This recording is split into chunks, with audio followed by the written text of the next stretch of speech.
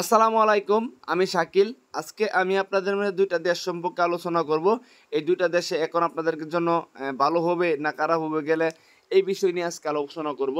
যদি আমার চ্যানেলে নতুন হয়ে থাকেন অবশ্যই আমার চ্যানেলটাকে সাবস্ক্রাইব করবেন, আর আমার পেজ থেকে দেখে থাকলে ফলো দিয়ে পাশে থাকবেন এরকম ভিডিও নিত্য নতুন দেখার জন্য। তো যাই হোক, আমি বেশি কথা বলবো না।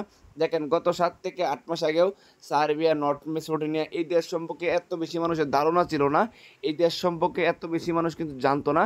যারা ইউরোপে থাকতো, যারা মিডল ইস্টে থাকতো, তারাই কিন্তু এই দেশ সম্পর্কে জানতো। আর বাংলাদেশে কিছু কিছু মানুষ আর কি জানতো, যারা ইউরোপ সম্পর্কে দৌড়াদৌড়ি করতো, তারাই কিন্তু এই দেশগুলো সম্পর্কে জানতো। যখন সার্বিয়া আর নর্থ মেসিডোনিয়া এই দেশটা ভাইরাল হয়েছে, এই দুইটা দেশ, তারপরেই কিন্তু মানুষ প্রচুর পরিমাণ এই দুইটা দেশে যাওয়ার জন্য বই জমা দিচ্ছে, ফাইল জমা দিচ্ছে যাওয়ার জন্য। দেখেন, গত 7 থেকে 8 মাস আগেও এই দেশে গেলে লাগতো 7 থেকে 8 লক্ষ টাকা, সর্বোচ্চ 7 থেকে 8 লক্ষ টাকা লাগতো। সময় লাগতো 4 থেকে 5 মাস। এর ভিতরে কিন্তু মানুষ যেতে পারতো। এখন কিছুদিন ধরে যে একটা সমস্যা হয়েছে, মানুষকে ভুয়া পারমিট দিচ্ছে, ভুয়া পারমিটার দিচ্ছে, 13 থেকে 14 লক্ষ টাকা নিচ্ছে। ঠিক আছে, সময় নিচ্ছে 1 বছর 9 মাস এরকম সময় লাগতেছে। তারপরও মানুষ যাচ্ছে, কিন্তু মানুষের সাথে প্রতারণা করতেছে ভুয়া পারমিট দেওয়াতে। এই দেশের সরকার এটা ধরে ফেলেছে, যে ধরা পড়ে। দেখেন, ওয়ার্ক পারমিট কিন্তু বন্ধ করে দিয়েছে। নর্থ মেসিডোনিয়া আর সার্বিয়ার কিন্তু ওয়ার্ক পারমিট বন্ধ করে দিয়েছে।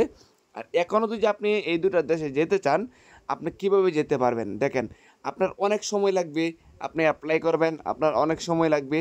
এই সময়ের মধ্যে আপনার ভিসা হয় কি হয় না, এটা নিয়ে অনেক চিন্তা আছে। কারণ সার্বিয়া কিন্তু বুঝে গেছে, এয়ারপোর্ট কন্ট্যাক্ট মাধ্যমে কিন্তু লোক বাংলাদেশ থেকে বাড়াইতো।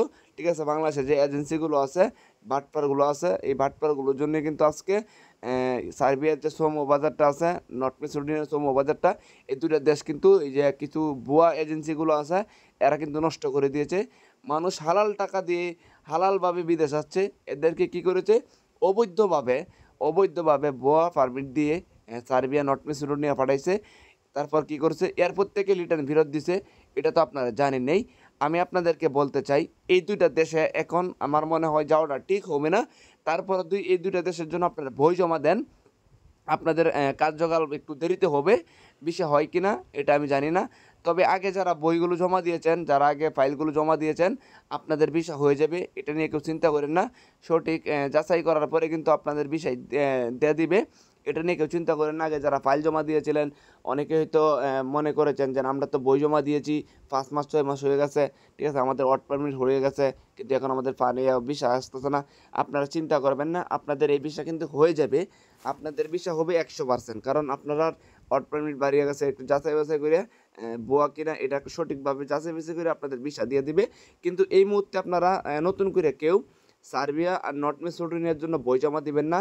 দালালের চক্র আপনারা পড়বেন না, পুরো টাকা পয়সাগুলো নষ্ট করবেন না। আমি আপনাদেরকে বলি, দেখেন, আপনারা যারা মিডল ইস্টে আছেন বর্তমানে, আমি আপনাদেরকে বলবো, ইউরোপ যাওয়ার জন্য দুইটা দেশ আমি আপনাদেরকে বাছাই করে দিই। এই দুটো দেশে আপনারা এখন যেতে পারেন, রোমানিয়া আর হচ্ছে আপনারা বসনিয়া। এই দুইটা দেশের জন্য আপনারা মিডল ইস্টের থেকে ভিসা অ্যাপ্লাই করেন। রোমানিয়া কিন্তু প্রচুর পরিমাণ বাংলাদেশিদেরকে ভিসা দিচ্ছে। ঠিক আছে, এটার জন্য রোমানিয়াদেরকে আমরা ধন্যবাদ জানাই, চিরকৃতজ্ঞ। কারণ বাঙালিদেরকে প্রচুর পরিমাণ রোমানিয়ার জন্য ভিসা দিচ্ছে।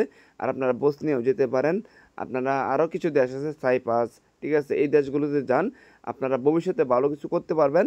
আপনারা বর্তমানে এখন সার্বিয়া আর নর্থ মেসিডোনিয়ার জন্য কেউ বই জমা দিবেন না, দিয়ে টাকা পয়সাগুলো নষ্ট করবেন না। আর আপনার যদি অন্য কোনো দেশ সম্পর্কে জানা থাকে, অবশ্যই আমার এই ভিডিওতে একটা কমেন্ট করবেন।